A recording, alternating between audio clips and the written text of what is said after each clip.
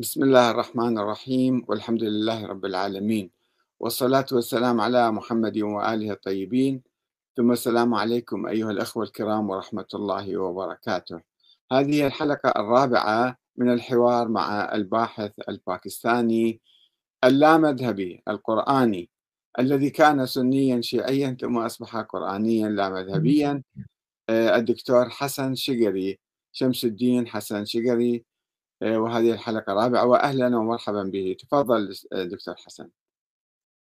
جزاكم الله خير. السلام عليكم ورحمة الله وبركاته. وعليكم السلام ورحمة الله. أنا أشكرك شكرا جزيلا لأني أنا أستفيد منك من كتبك ومن مقالاتك. الآن أنا مباشرة ما شاء الله معك الله على يسلمك. يوتيوب على قناتك. جزاكم الله.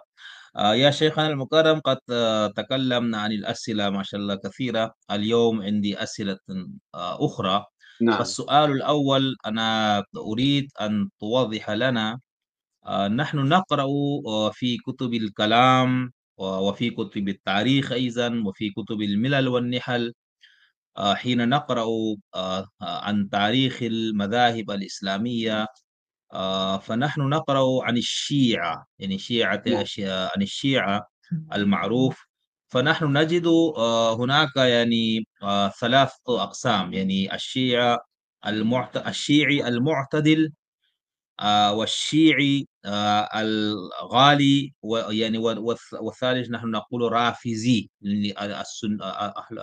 الباحثون يقولون الرافزي. الرافضة. فمثلا نعم. يعني نعم. الشيعي المعتدل هو الذي يقول أن علي كان أفضل وكان أحق بالخلافة، ولكن لا بأس أن الخلفاء الثلاثة هم يعني صحيح علي بايعه وكذلك، صحيح. ولا يسبون الخلفاء والأصحاب والصحابة. صحيح. والشيعة الرافضي هم يعني يوجد عندهم السب والشتم. فهل نعم. هذا يعني تقسيم أو توضيح هذا صحيح في رأيك؟ نعم، هم بالحقيقة عندما نقرأ كتاب مثلا فرق الشيعة للنوبختي أو المقالات والفرق لسعد بن عبد الله الأشعري القمي، هاتان الكتابان كتبا في القرن الثالث الهجري، وهما قال أن الشيعة يبلغ عددهم 70 فرقة، يعني فرق عديدة صغيرة، ولكن هذه التقسيمات الثلاثة هي التقسيمات الرئيسية بالحقيقة. ونظرية أهل البيت العلنية المعلنة هي احترام الصحابة وعدم القول بنظرية الإمامة، وبالعكس تبني نظرية الشورى واحترام ما ينتج عن الشورى يقبلون بها. أما ما يسمى بالرافضة فهذا الاسم نتج أو ظهر في عشرينات القرن الثاني الهجري، عندما ذهب الإمام زيد بن علي إلى الكوفة حتى يقوم بثورة على هشام بن عبد الملك. فبعض شيعته رفضوا الالتحاق به، فقال لهم: لماذا ترفضون؟ قالوا: ما رأيك بالشيخين؟ قال: الآن نحن نحارب الأمويين، لا نحارب الشيخين، ونحن نحترمهم ونجلهم، ولا لم أسمع أنا أي كلام سيء من والدي الإمام زين العابدين تجاههم. فقالوا له: لا، يجب أنت يعني تتخذ موقف منهم حتى نحن نلتحق بك، وأنت لست إماما. هذا مؤمن الطاق أو شيطان الطاق قال له، قال: أنت لست إمام حتى نحن نقتل من أجلك مثلا، والإمام واحد آخر معين من قبل الله تعالى. قال: هذه أيضا النظرية أنا لم أسمع بها، وأنا ابن زين العابدين، وزين العابدين كان يحبني كثيرا ولم يحدثني عن هذا الموضوع، عن نظرية الإمامة ومن هو الإمام. فقال له هذا مؤمن الطاق أنه هو كان يخاف عليك، إذا يقول لك وأنت ما تؤمن فسوف تذهب إلى النار. كلام غير منطقي يعني، ثم ماذا إذا هو يعاند الحق فليذهب، وإذا كان ابن زين العابدين. فالمهم يعني لم يلتحقوا به وخرجوا عنه، فسماهم الرافضة. رفضوه في أثناء الثورة، إعلان الثورة هم رفضوه، فضعف جيش الإمام زيد، وبالتالي انكسر أمام الأمويين. فمن هنا نشأت كلمة الرافضة التي تعتقد بنظرية الإمامة الإلهية وتسلسلها بهؤلاء الأئمة، وبالتالي تعيد قراءة التاريخ وتقول أن الخلفاء الثلاثة هؤلاء اغتصبوا حق الإمام علي، وبالتالي يتخذون موقف سلبي منهم، يسبون، يلعنون، مثلا يسيئون إليهم. أما الغلاة فهم ذهبوا أكثر من ذلك، فقالوا الأئمة يديرون الكون وسكرتارية لله تعالى يشتغلون، وهم يعني يحيون، يخلقون، يميتون، يعملون كذا وكذا، يعني تأليه تقريبا. وبعضهم أله، أبو الخطاب، واحد اسمه أبو الخطاب، قال الله حل بالإمام الصادق ويحل بالأئمة. فهؤلاء الفرقة يسموهم علي اللهية، يعني الله حل بالإمام علي وحل ببقية الأئمة. فهذا كفر طبعا صريح. الشيعة يكفرون هؤلاء أيضا، من يقول بذلك، وكفره الإمام الصادق، كفر هذا أبو الخطاب. فهذه الفرق الرئيسية يعني، وتتشعب إلى فرق أخرى. جزاكم الله خير. هناك سؤالين. السؤال الأول، حين نقرأ كتب أحاديث الشيعي الاثنى عشري نعم، فنجد في كتبهم فضيلة للرافزة. مثلا ينسب الحديث إلى الإمام جعفر الصادق عليه الصلاة والسلام: نعم، نحن الرافزة ونحن نفتخر. ويشبه شيعته بأصحاب موسى، أظن نعم، هكذا نعم، صح؟ نعم، فالشيعة الاثنى عشرية هم يقولون هذا، يعني أنت كما أشرت إلى ذلك أن هذا التسمية حدث حين رفض الشيعة الإمام زيد عليه الصلاة والسلام. فالشيعة الاثنى عشر يقولون هذا يعني كذب. الرافضة هو يعني لفظ الرافضة واصطلاح الرافضة للشيعة هو موجود قبل الإمام زيد. فما رأيك فيه؟ لا، هو يعني كل فرقة تحاول أن تقوم بإعلام، بدعاية وإعلام.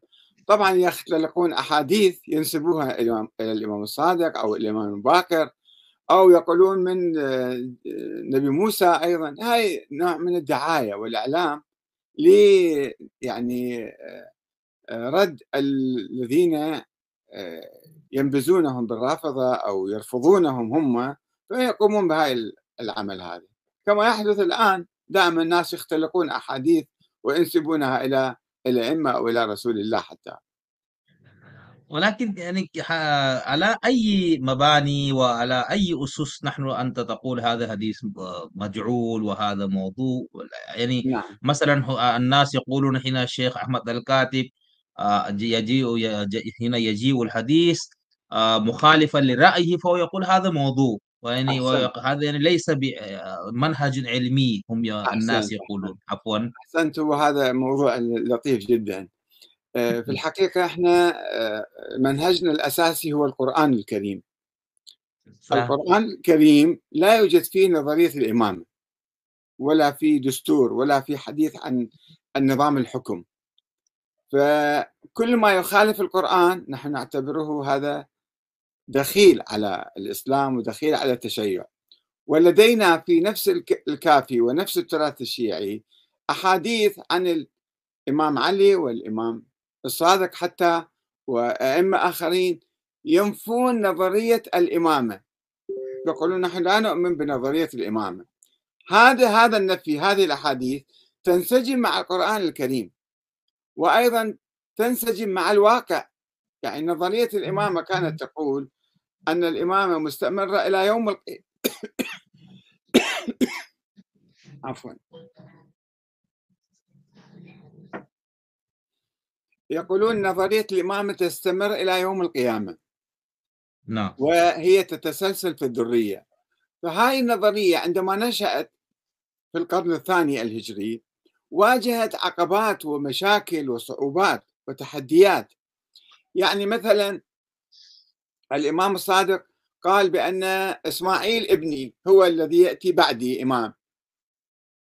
إسماعيل مات في حياته، فتبين لي كما مذكور في كتب فرق الشيعة، هذا النوبختي يذكره نعم. والآخرون يذكرون.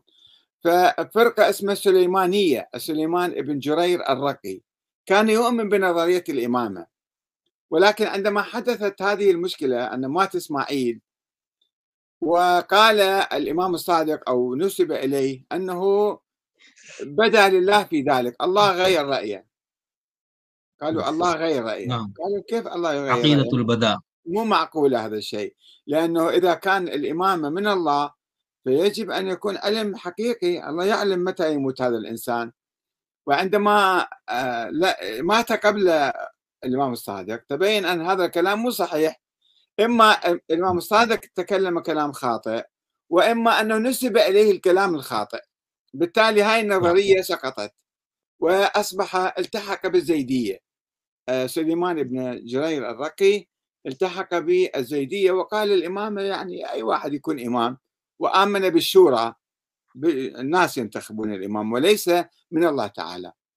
نعم، ثم بعد ذلك سألوا الإمام الصادق أنه من هو الإمام بعدك؟ قال أنا لا أتكلم الآن، لا أحدثكم، أنتم عندما أموت تأتون إلى المدينة وترون من جالس في مجلسي وأكبر أولادي. فتوفي الإمام الصادق، جاء الشيعة إلى المدينة وجدوا عبد الله الأفطح هو جالس مكان الإمام وآمنوا به، عامة الشيعة آمنوا بعبد الله الأفطح. ثم مات عبد الله الأفطح بعد فترة وما كان عنده أولاد، فحدثت أزمة أخرى عندهم، وقسم قال أنه نلتحق إلى موسى بن جعفر، وقسم قالوا نشطب على اسمه نمسحه من الإمامة، وقسم قالوا لا هو عنده ولد مخفي، افترضوا وجود ولد مخفي. الذين ذهبوا إلى موسى بن جعفر أيضا موسى بن جعفر لم يدعي الإمامة وقال لا أنا لا نعم. أقول ذلك علنا، يعني نسبت إليه سرا، وهكذا. فنظرية الإمامة هي واجهت عقبات ووصلت إلى طريق المسدود بوفاة الحسن العسكري، ما عنده أولاد، وانتهت وانهارت، مما يدل على أنها نظرية وهمية كانت. فكل الأحاديث التي تؤيدها إما مختلقة أو غير صحيحة. صح. فلذلك نحن نقول النظرية المعقولة والمستمرة حتى اليوم هي نظرية الشورى، والتي يعمل بها الشيعة اليوم في إيران وفي العراق وفي كل مكان، يعملون بالانتخابات بالنظام نعم، الديمقراطي. هذه هي النظرية المعقولة، أن الله سبحانه وتعالى يبعث لنا كل يوم واحد إمام ويكون في اختلاف حوله. بعض الأئمة لديهم أولاد كثيرون، فمن هو الإمام من بين هؤلاء؟ لا يوجد نص عليهم، لا يوجد وصية واضحة وصريحة، مثل أولاد الإمام موسى الكاظم اختلفوا فيما بينهم. ف يعني هذا الشيء صعب ومستحيل وما يمكن، ودائما يفرق الشيعة، وتفرق الشيعة بناء على ذلك، مما يعني أنه هاي النظرية غير صحيحة. فإذا يجيبوا أحاديث ينسبوا أحاديث يعني نقيسها بالقرآن وبالعقل وبالواقع نشوف ما في عندهم أدلة. وبعيدا عن دراسة السند، حتى لو ما ندرس السند، مجرد المتن مضمون هذه الأحاديث لا يتطابق مع الواقع، ونظرية انقرضت منذ 1200 سنة، فإذا هي نظرية باطلة مو صحيحة. صح.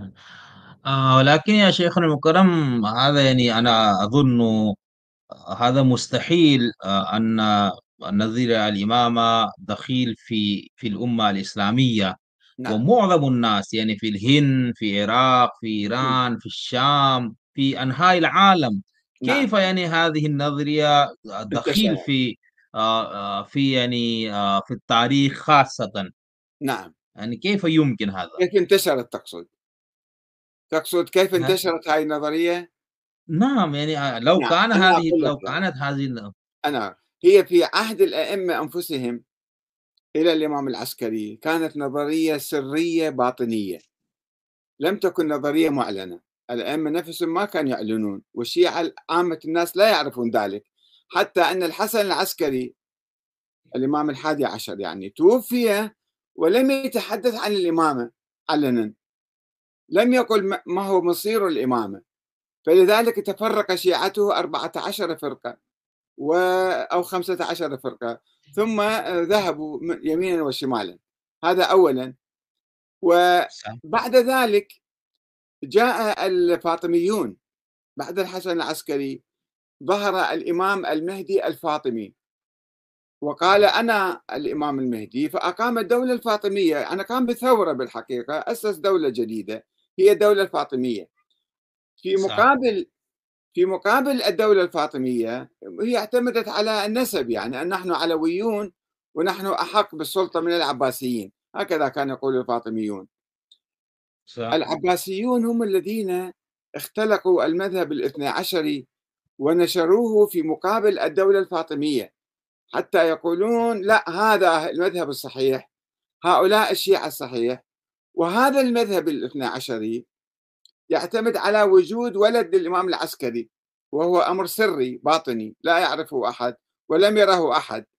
فالإمام الثاني عشر لم يكن ظاهرا، إنما كان مفترضا بصورة سرية، يعني كل أحدهم يقولون ما حد شافه. طيب، النتيجة هذا المذهب ولد ميتا. المذهب الاثنى عشري ولد ميتا، ما موجود إمام يعارض الدولة العباسية أو ينافسها أو مثلا مم. يكون. فهو مذهب العباسيون اختلقوه مع البويهيين في القرن الرابع الهجري، حتى يعني يخدروا الشيعة ويقولون كل راية قبل راية المهدي فهي راية ضلالة وصاحبها طاغوت، لا يجوز لكم نعم. أن تخرجوا، أن تثوروا، أن تشكلوا دولة، أن تشاركوا مم. بالحكم. هاي نظرية مخدرة قاتلة للشيعة.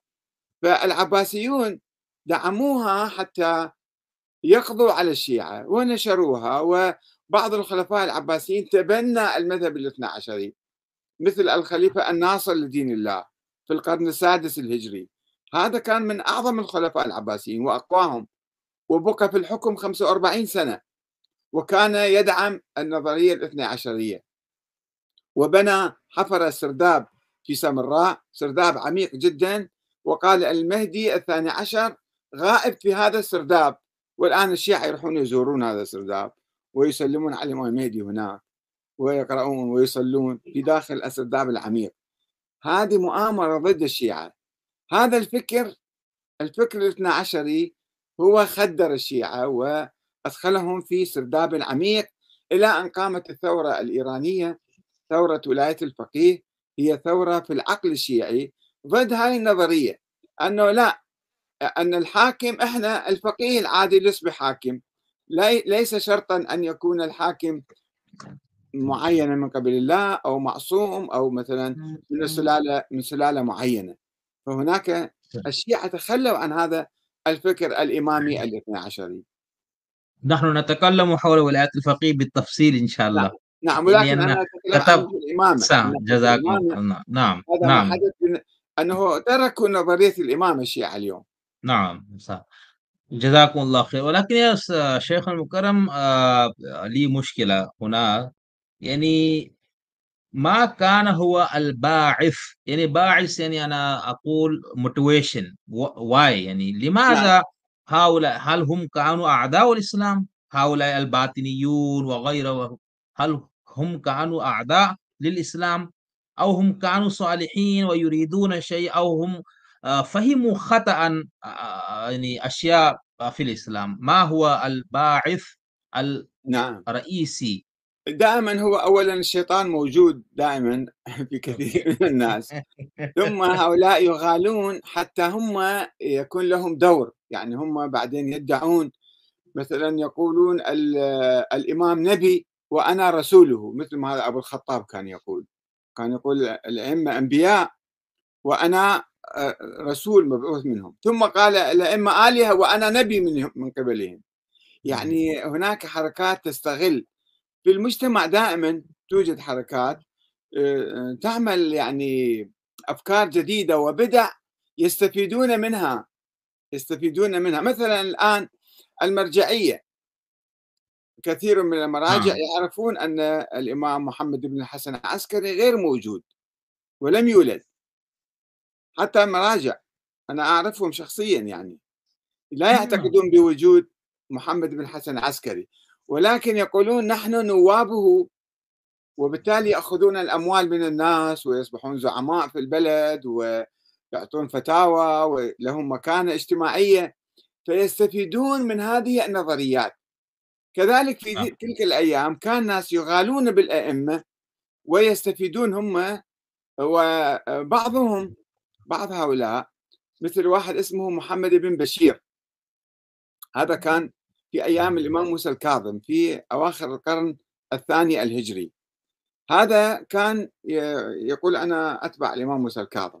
عندما توفي الإمام الكاظم في السجن حدثت فرقة جديدة اسمها الواقفية، وقفوا على موسى بن جعفر، واقفية. قالوا موسى صح. بن جعفر لم يمت، إنما هرب من السجن وينتظرون، وهو مم. المهدي المنتظر وسوف يعود وكذا. والبقية يتهمونهم، يقولون كان عندهم أموال طائلة، هؤلاء الوكلاء، وكلاء الإمام نعم. الكاظم كان عندهم أموال، فحتى لا يعطوها إلى الرضا أو للإمام الجديد قال لا، الإمام هو غائب وسوف يظهر، واحتفظوا بتلك الأموال. هاي أولا. الشيء الثاني، هذا محمد بن بشير قال أنا نائب الإمام الكاظم، أنا أنا الإمام محله، وأصبح هو قائد الشيعة يعني ضد الإمام الرضا، لم يسلم للإمام الرضا، وصار يطلقون الإشاعات حتى ضد الإمام الرضا يعني. صح. وهذا أعطى الإمامة لأولاده بعد ذلك، قال أنا إذا متت فابني محلي، يعني عمل حركة سياسية أو زعامة سياسية له ولأولاده، وكان يخدع الناس ويأخذ فلوس من عندهم ويكون رئيس عليهم. فهناك صح. دوافع مالية ودوافع سياسية تدفع كثير من الناس دوافع. للاندساس بهذه الحركات الثورية، وثم استغلالها، والاستفادة من عندها. وهذا شيء نشاهده الآن حتى في الحركات، نعم، نعم. في كل مكان، حركات المجاهدين أو حركات الكذا، نشاهد أن ناس انتهازيين يدخلون في هاي الأحزاب والحركات وهم يكونون لهم نفوذ. نفس الشيء حدث بالتاريخ. نفس الشيء، نعم. جزاكم الله. سألتك هذا السؤال لأن في الهند وباكستان هناك كان رجل اسمه غلام أحمد پرويز، نعم، وكان قرآنيا متشددا يعني، نعم، وينكر حجية السنة تماما، وله كتب عديدة يعني قريب من مئة كتب، وله نعم، تفسير أيضا، وله نعم، لغات القرآن. هو يعني هو يقول أن الباعث نعم، الأساسي نعم، هو ينكر السنة، وهو ينتقد على الكتب الستة وعلى الكتب الأربعة، صح؟ يعني هو منكر السنة. نعم، فهو يقول أن حين فتح المسلمون حين فتح المسلمون العراق وإيران في زمن عمر، نعم، فهو يقول فدخل معظم يعني إيرانيون في الإسلام، صح؟ نعم، هو يقول كيف يمكن هكذا؟ يعني لماذا دخلوا؟ ما فكروا ولا ما فهموا ولا ما قرأوا، هم كلهم دخلوا في الإسلام بغير القراءة بغير الفهم. فهو نعم، يقول هي كان مؤامرة ضد الإسلام، مثلا البخاري ومسلم وابن ماجه والطوسي مم، وكليني، ويقول هم كلهم كانوا أعداء الإسلام ولبسوا لباس الإسلام، وبعد ذلك هم وضعوا الأحاديث. يعني هذا نظريته نعم. عن هذه الفكرة الأساسية. أنت لا، أظن أن لا ما تتفق أعتقد معه. كلامه صحيح، لأنه الناس لم يدخلوا الإسلام مرة واحدة، تدريجيا. حتى في إيران المسلمون لم يفرضوا الإسلام على هذه الشعوب، إنما أسقطوا الحكومات، وبدأ الناس مم. تدريجيا خلال قرن قرنين ظلوا الناس يعني باقين على أديانهم، إما آه. مسيحيين أو زرادشت أو كذا. ما أجبروهم، ما يمكن يجبروا واحد تعال تصير نعم. مسلم أنت. ف هذا صحيح. إيه. ما أجبرهم، ولكن هو يقول لماذا دخلوا، يعني مثلا لا، هو يقول أحسن. في مصر لا، في شيء، نعم. في الموضوع هذا، أنه الذين كانوا يهودا أو كانوا مسيحيين أو كانوا زرادشتيين أو كانوا هندوس مثلا أو كانوا شيوعيين الآن، واحد شيوعي مثلا يصير مسلم، نعم. تبقى عنده خلفية فكرية وعقلية وبعض الثقافات، فيحاول يدخلها في المذهب الجديد أو الدين الجديد، أو تبقى بعض المخلفات. مثل هذا أبو الخطاب مثلا، هو كان مسيحي مثلا سابقا، صح. وعنده عقيدة الحلول عند المسيحية أو عند اليونانيين مثلا. أو ابن سبأ كان مثلا يهودي، ويقول في يهوديته أن يوشع بن نون هو وصي نبي موسى. فعندما أسلم جاب هاي الفكرة اليهودية وقال إذن علي بن أبي طالب هو وصي النبي، وبالتالي الإمامة لازم تكون في هذه السلالة، في سلالة علي. فهكذا كانوا يعني الذين كانوا متأثرين بأديان سابقة عندما دخلوا في الإسلام اوتوماتيكيا وبصوره يعني عفويه، ربما ليست بس يعني مقصوده، ربما حتى وربما مقصوده او غير مقصوده. المهم صار في يعني تاثر وتاثير من الافكار السابقه. يعني أنت تقول ما كانت هذه المؤامرة. ما اعتقد، انا لم اشاهد مؤامره، ولا انما اقول يعني حدثت هذا الشيء واقعا، حدث بعض الافكار يعني. نعم.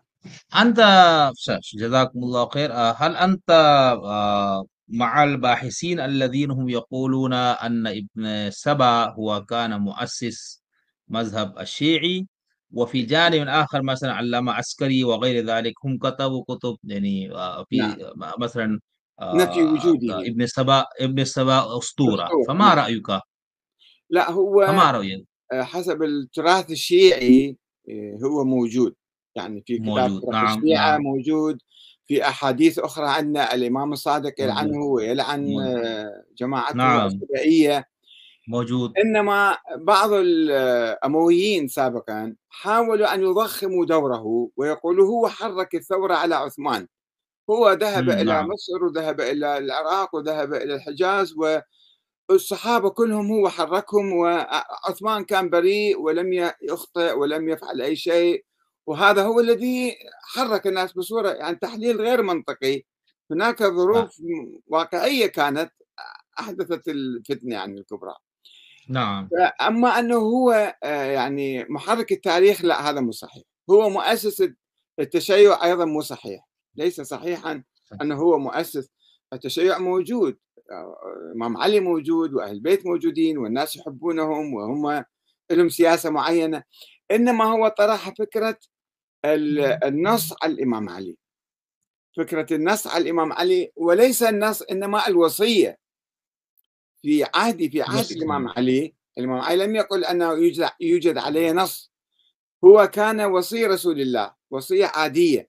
يعني عندما توفي رسول الله طلب من العباس أن يكون وصيا له، فقال أنا ما أستطيع أن أقضي ديونك وأقوم بأعباء العائلة وما شابه. قال اعتذر العباس. فالإمام علي قبل الوصية الشخصية بالاهتمام بالعائلة وقضاء الديون، وليس الوصية بالدين أو الوصية بالإمامة والسياسة. فهذا عبد الله بن سبأ استغل هذه الفكرة، قال إذن علي بن أبي طالب وصي، إذن هو الإمامة في ذريته. وثم غالى بعد ذلك أكثر من ذلك، فقال هو الله. فهنا أيضا الإمام طرده وأراد أن يقتله، ثم نفاه إلى المدائن. فهذا ليس صحيح، هو مؤسس المذهب الشيعي، إنما نظرية الإمامة هو كان له دور فيها. نعم. صح. يعني أنت تقول أن النظرية وصي رسول بلا فصل، يعني نعم. خليفته بلا فصل نعم. ووصي رسول، هذه النظرية هو هو مجعول من أسسها ابن السبع. ابن سبأ. نعم. صح. فهل هذا من التراث الشيعي، ثابت؟ لست أنا الذي أقول، إنما صح. فرق صح. الشيعة النوبختي يقول، وهناك أحاديث أخرى. صح. فهل يعني هو يعني ثابت، هو شخص معين ليس هو أسطورة، صح؟ فهذا نعم. مثلا علامة عسكري هو كتب كتاب كتاب زخيم أسطورة حول ابن هذا سبأ الموضوع. نعم. وصحابة آخرون، 150 صحابي فما شأن مشهور. نعم، فما شأن هذا الكتاب في رأيك؟ في طبعًا أسطورة ابن رأيي سبأ. أنا ناقشت السيد مرتضى العسكري رحمة الله عليه، جاء إلى لندن في سنة 95 وأنا 95. كنت قد بعثت له بالرسائل يعني لكي يطلع على كتابي حول الإمام المهدي، وتطور الفكر السياسي الشيعي كان مسودة بعد لم ينشر، فأنا أرسلت له إلى 400 عالم من علماء الشيعة سنة 93 أواخر 92 أنه لدي هكذا كتاب أرجو منكم الاطلاع عليه ومناقشته والرد عليه حتى أنا لا أنشره إذا كان أنا كنت مخطئ وأنتم عندكم أدلة على صحة كلامكم. فهو جاء إلى لندن وقال أنا سوف آتي، إجا إلى لندن في 95 فذهبت إليه وناقشته ومن النقاش دار حول كتابه هذا. قلت له أنت بحثت في كتب السنة الطبري وغيره أنه هذا مختلق، قلت له لكن هناك نصوص وروايات وأحاديث في كتب الشيعة، أنت لم تناقش هذه الروايات الشيعية. هو ما ناقش ما ناقش، روايات اقرأ كتابه، هو فقط ناقش الروايات السنية ولم يناقش الروايات الشيعية ولم ينفيها ولم يذكرها أصلا.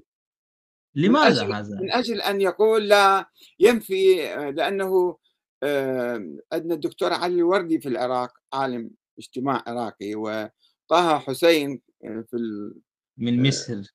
نعم، ذولا كتبوا حول أنه عبد الله بن سبأ هو محرك التاريخ ضد عثمان، محرك الفتنة، هذا أسطورة، فهو لقف هذه النقطة حتى يقول هذه أسطورة، وينفي ال ما يتهم به من تأسيس لنظرية النص على الأئمة.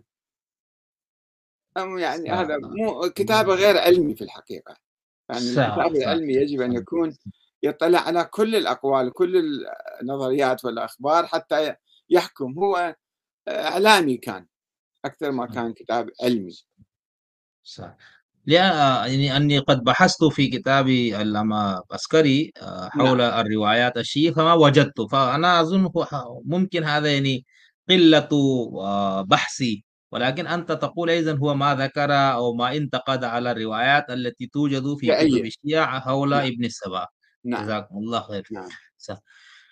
يا شيخنا المكرم، هناك في بيئتنا الباكستان يعني هناك الاختلاف وهو كثير يعني بين الشيعة والسنة نعم، ونحن هناك بحث يعني في حلقة العلماء والعامة الناس نعم، يعني أن رواة كتب الحديث الشيعي السني بخاري وغير ذلك يوجد في كتب يوجد في هذه الكتب رواة الشيعة، صح؟ نعم، نعم، يعني رواة كل يعني بعض الرواة، معظمهم نعم، أو يعني نعم شيعة. فيقول علماء السنة لا، هم كانوا الشيعة المعتدل، ما كانوا رافضي فهل أنت تتفق مع هذه الرأي؟ يعني هل كان هذه الرواة هم يسبون الخلفاء ويلعنونهم أو هم كانوا شيعي معتدل؟ لا الذين كانوا يسبون أو يلعنون يسمونهم الرافضة، أما عامة الناس في القرن الثاني الهجري مثلًا لم يكن هناك مم. فصل بين الشيعة وغير الشيعة، يعني نشوء المذاهب كان جديد، والمذهب السني كان يعني المذهب الحنبلي، يعني مذهب أهل الحديث. المذهب نعم. السني هو أساسًا يُطلق على مذهب أهل الحديث في مقابل مذهب أهل الرأي الذين هم نعم. نعم. المعتزلة والأحناف. الإمام أبو أحناف. نعم. حنيفة لم يكونوا يعتبرونه سني، فكان الخلاف بين الإمام أحمد وضد المذهب مال أبو حنيفة. ثم في صح. القرن الرابع القادر بالله العباسي جمع المذاهب الأربعة وقال أطلق عليهم مذهب أهل السنة، صاروا الشافعية والمالكية والأحناف، استتاب بعضهم حتى أدخلهم في الإطار الذي جمعه في مجابهة الفاطميين، في صح. مجابهة الفاطميين جمع لها. مم. فهناك كان كثير من الرواة محترمين لدى جميع المسلمين. وأيضًا صح. كان هناك أئمة المذاهب، الإمام الشافعي كان يُتهم بأنه رافضي، يعني كلمة رافضي. رافضي أيضًا كانت نعم. تُستخدم بشكل مطاط وبشكل يعني غوغائي، ليست كلمة دقيقة. أنه إذا واحد نعم، قال مثلًا علي أفضل من أبو بكر أو علي أفضل من عثمان، كانوا يعتبروه هذا رافضي، يعني بسرعة. يعني الرافضة الأوائل كانوا عندهم نظرية معينة، أما كلمة نعم، الاستخدام مثل ما تستخدم مثلًا الآن الأحزاب المعروفة في البلاد العربية والإسلامية، مثلًا الإخوان المسلمين أو حزب الدعوة أو حتى داعش مثلًا، هذه دائمًا داعش. يقولون يعني هم لهم أساس في هذا الاسم، والأنظمة تطلق هذه العبارات على أي واحد ضدهم. هذا مثلًا إمم، إخوان، هذا وهابي، هذا دعوة، هذا إمم، فلان، هذا داعش، يعني كلمات تستخدم غير دقيقة في الحرب الإعلامية، فكذلك إمم، كان يستخدمون كلمة رافضي أو كلمة كذا بصورة غير دقيقة. صح، صح، ما شاء الله هذا يعني الآن مسألة يعني واضحة نعم، فينا دخلنا في العصر الحديث. هناك سؤال يعني متعلق بهذا البحث، السؤال الأخير. نعم، آآ يعني نحن نعلم وندرس في التاريخ أن السب والشتم على الصحابة بدأ من معاوية، صح؟ نعم، طبعًا من كان يسب الأمويين، الإمام يعني علي، أن معاوية وأصحابه هم كانوا يسبون الإمام علي والصحابة الذين كانوا وقبل مع علي. معاوية، قبل معاوية في الفتنة الكبرى ضد عثمان، الناس كانوا يعني يختلفون مع عثمان، نعم، وكانوا نعم، البعض كان يعني يتطرف في نقد الآخرين ويكفّرون بعضهم، وكانوا يعني نعم، مشكلة كانت في الفتنة نعم، الكبرى هذا نعم، جرت نعم. ولكن يعني كانت سؤالي هناك هو يعني كيف دخل هذا السب والشتم فقط إلى الرافضة؟ يعني نعم، مثلًا هم الآن نحن نحن ننظر أهل السنة والجماعة وغير هم لا يسبون أيًا من الصحابة، يعني نعم بحسب صحيح، رأيي وبحسب. نعم، ولكن الرافضة أو الشيعة أو ليس يعني الرافضة الآن، يعني الشيعة الاثنا عشر خاصةً هم يسبون ويلعنون، فكيف دخل سنة معاوية إلى شيعة علي، لأ كيف؟ بالحقيقة ليس الشيعة كلهم يسبون ويلعنون، لا هذا كلام مو دقيق يعني، معظم. لا ولا أنا كنت داعية من دعاة التشيع، وكتبت كتابًا قبل 50 سنة، سنة 73 طُبع هذا الكتاب. عنوان الكتاب 10 ناقص 1 يساوي 0. 10 آه، ناقص 1 يساوي يعني الإمامة، إذا حذفنا الإمامة من الإسلام لا يبقى شيء من الإسلام، هاي فكرة الكتاب، إمم، هي فكرة صح، الشيعة الإمامية. صح. وذهبت إلى السودان سنة 86 وأسست حركة شيعية في السودان، إمم، وحتى الآن يمكن موجودة في السودان. فكنت مؤمن ولم أتذكر في اليوم أنا سببت أو لعنت أو مثلًا تكلمت بسوء على أحد، يعني كيف هذا يعني نجد ومجتمعي الأحاديث. وأنا في كربلاء وعائلة متدينة، ما يعني ليس كل الشيعة يسبون في الحقيقة ويلعنون، إنما المتطرفين والغلاة والناس الجهلة والمشبوهين والعملاء الآن عندهم قنوات فضائية هنا وهناك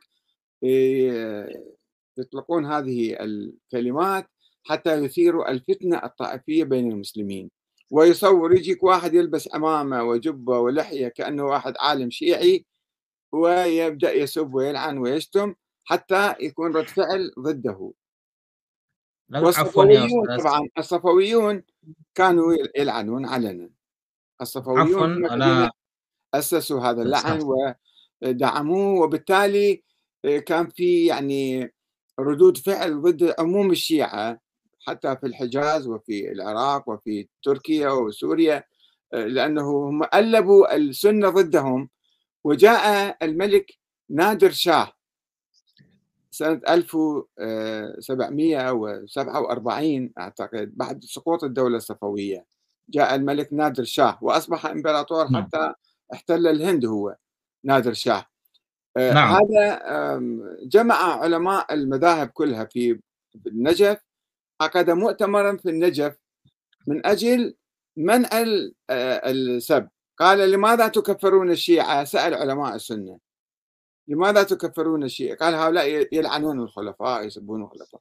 قال طيب إذا احنا منعنا اللعن وأي واحد يلعن أقتله، أصدر قرار هكذا، وأنتم اعترفوا بالمذهب الشيعي وأنا أقول السب واللعن ممنوع. فاتفقوا على هذا الموضوع في مؤتمر النجف في أواسط القرن الثامن عشر، يعني 1747 أعتقد هكذا. لكن عفوا أنا يعني حين كنت الشيعي 12 نعم، وكنت مبلغا وكذلك، ف كيف أنت كنت تتعامل مع الأحاديث الواردة أو المنسوبة إلى الأئمة المعصومين في نعم، البحار وفي الكافي وفي الروض أو يعني في نعم، توجد أحاديث كثيرة حول اللعن على الثلاثة. نعم، فمثلا يعني هذه الكلمة مشهورة: اللعن على الأول والثاني والثالث، نعم، نعم، متواترة موجود في نعم، تفاسير وفي في زيارة الأحاديث. عاشوراء موجودة. ليش؟ نعم، نعم. فكيف أنت تقول المنسوبة يعني؟ المزورة في زيارة عاشوراء المزورة، هناك نسخ نعم. عديدة في زيارة عاشوراء، نسخة ما فيها أي شيء، ونسخة إضافة فيها في آخرها صح. فيها لعن وفيها. ولكن صح. يعني إحنا كنا نؤمن، إحنا نشأنا في حركة إسلامية، في نعم. حتى حزب الدعوة في الستينات والخمسينات والسبعينات، كنا حركة إسلامية نؤمن بالوحدة الإسلامية، وكان نعم. مرجعنا السيد محمد الشيرازي رحمة الله عليه أيضا، هو كان يدعو إلى الوحدة، والوحدة تقتضي أن نكون معتدلين، أن لا نسب لا نشتم لا يعني نسيء الآخرين، ونحترم رموز الآخرين. فمن هذا المنطلق نحن كنا نرفض هذا التطرف والسب واللعن. صح. صح. يعني هذه المنطلق أنا أقول أيضا، يعني هنا جاء الإمام خميني بعد نعم، الثورة أو قريب من الثورة. نعم، ولكن حين نقرأ خميني في كتاب كشف الأسرار، هو ينتقد كان متطرف في بداية شبابه. نعم، نعم. إمم، صح. صحيح، فبعد ذلك يعني أنتم تقولون نحن نريد الوحدة. فمثلا أنا إن شاء الله أتكلم معك حول حزب الدعوة خاصة، نعم، لأني يعني قد عندي كتب، بعض الكتب نعم، أنا قرأت وأنا أريد أن أفهم منك. فحزب حزب الدعوة وكذلك العلماء أو المراجع الذين هم كانوا يريدون الوحدة، هم نعم، قالوا لا نسبهم ولا نلعنهم. هذا نعم، صحيح. إمم. ولكن في الكتب في المصادر توجد الروايات، يعني مشكلتي الروايات ليست كلها صحيحة، لم نكن نؤمن، يعني الأخباريون أكثر شيء يتشبثون بالروايات، نحن نأخذ إمم. الروايات بالعقل وبالمصلحة العامة يعني مع قياسنا بالروايات الأخرى، فليس بالضرورة كل رواية أيضًا نحن نقرأها ومطلعين عليها. صح. نعم، صح. بس يعني الآن إن شاء الله آآ سأحاول أن أفهم هذه الأشياء وأن أفهم الناس إن شاء الله أيضًا. نعم، نعم، صح. ولكن هنا أنت يعني تقول الروايات التي تدل على اللعن والسب على الخلفاء الثلاثة خاصةً نعم، طواغيت صنمي قريش وهذه الاصطلاحات كثيرة. نعم، فأنت تقول يعني هذه كلها مجعولة موضوعة. نعم، وموضوعة. نعم، صح. ولكن يا أستاذ المكرم، حين كنت الشيعي صح؟ اثنا نعم. عشري، فهل كنت تؤمن بكسر ضلع فاطمة، بإحراق بيت فاطمة، وبإسقاط جنين؟ هل كنت يعني حين كنت الشيعي اثنا عشري ومبلغ، في هل كنت الحقيقة تعتقد أنا هذه؟ كتبت كتابًا حول هذا الموضوع، حول الزهراء، لدي كتاب ألفته سنة أعتقد 85 86، يوميات فاطمة الزهراء، عنوان كتابي ومنشور، صح. يعني عنوان اسمه يوميات فاطمة الزهراء، فلم أتحدث عن هذا الموضوع في الكتاب، ما تحدثت. لم أصدق الرواية، يعني لم تكن مقبولة جدًا عندي. ولكن يعني في كل كتب نعم. المطبوعة من الشيعة من إيران أو العراق توجد هذه روايات. توجد روايات، ولكن الواحد لو شوية يحقق ويبحث، لأن بعض العلماء أيضًا حتى من مراجع الشيعة كانوا ينفونها. الشيخ ليس هنا كاشف فقط الغطاء. شيخين. كاشف الغطاء بالعراق كان محمد حسين كاشف الغطاء، وهو أحد المراجع الكبار، كان نعم. يشكك في هذه، والسيد محمد حسين فضل الله بعد حسين ذلك. نعم، ويعني ما وكذلك كانت أخوي. إيه، صحيح، يعني هي موجودة الآن بالمجالس في المناسبات، الخطباء والكذا، والناس يعيشون عليها بعضهم. صح. نعم. جزاكم الله. الآن أنا أريد منك يعني أنا أريد أن أفهم منك مذهبك. يعني هل نستطيع أن نقول أنت، يعني هذا أنت قلت أيضا بالصراحة، يعني أنت خرجت من الشيعة الاثنا عشرية، فهل نحن نستطيع أن نقول أنت قرآني، من يعني أنت تتعلق من مدرسة أهل القرآن؟ نعم، هو مصطلح قرآني مصطلح حديث في الحقيقة كما تعرف أنت. يعني الإسلام هو القرآن والسنة النبوية مع بعض. س- القرآن والسنة النبوية ما يتعلق بالدين الإسلامي متفق عليه بين جميع المسلمين: التوحيد الله والنبوة والمعاد والصلاة والصوم س- والحج والزكاة والفروع العبادية والواجبات والأخلاق والقيم الإسلامية. إنما الفكر السياسي الذي فرق المسلمين فأصبح هذا يسمى شيعي وهذا سني. من يؤمن بالخلافة العباسية يصير سني مثلا، ومن لا يؤمن بالخلافة الفاطمية أو خلافة بقية الأئمة يسمى شيعي. شيعي هو حزب سياسي، يعني نظرية سياسية. الخلاف بين المسلمين كما حدثتك سابقا حول نعم، كتابي نعم، نعم، وأنت كتبت السنة كتاب. والشيعة وحدة الدين خلاف السياسة والتاريخ. فالخلاف السياسي هو الذي فرق المسلمين. وأنا إذا لا أؤمن بهاي النظرية، نظرية الإمامة اللي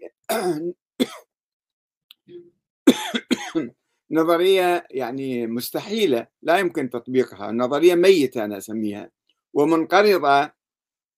فالآن الشيعة كلهم يؤمنون بالنظام الديمقراطي، بالجمهورية الإسلامية، فإذا الشيعة الآن هم مسلمون ديمقراطيون، وأنا مثلهم مسلم في الدين وديمقراطي في الحياة السياسية، في الحياة الاجتماعية.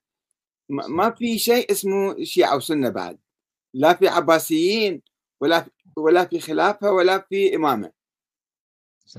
ولكن يعني أنت تقول أن العقيدة لا تؤخذ من الحديث، نعم. فهل الفروعات يعني الأحكام العملية، هل الحديث النبوي يعني البخاري وكافي نعم. ومن لا يحضر، هل هذه كتب الأحاديث هي مصدر للتشريع أم لا في رأيك عندك؟ نعم، لا، هو في أشياء ثابتة، ضروريات الدين في الصلاة وفي كيفية الصلاة، كيفية الزكاة، هذه أشياء متفق عليها. إنما هي أحكام ظنية في الأمور الفرعية البسيطة، هي أحكام اجتهادية ظنية، أو فيها بعض الأحاديث أخبار الآحاد. فأخبار الآحاد لا يعمل بها عقيدة. في الأمور الفرعية الاجتهادية ممكن نتبع هذا المذهب أو ذاك المذهب، نصلي مثلا متكتف أو مسبل، هذا ما في فرق كبير بين الشيئين. وفي بعض الاجتهادات مثلا حول غسل الرجل بالوضوء أو المسح على الوضوء، هذه اجتهادات حسب قراءة القرآن يعني تكون، وهذه ما فيها مشكلة كبيرة يعني. يا شيخنا لو بقي وقت أنا عندي نعم. سؤالين، ولكن انتهى الوقت أنا أظن. يبدو بعد شوية بعد كم دقيقة. نعم تفضل. لكن فنحن إن شاء الله نحاول نواصل إن ونتحدث شاء الله. عن المدرسة القرآنية في الهند وفي إيران وفي العراق وفي نعم. العالم العربي نعم.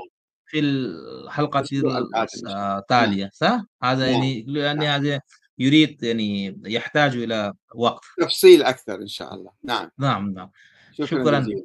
يا هلا جزاكم فيك. الله خير، أحسن الجزاء. وأنا الله.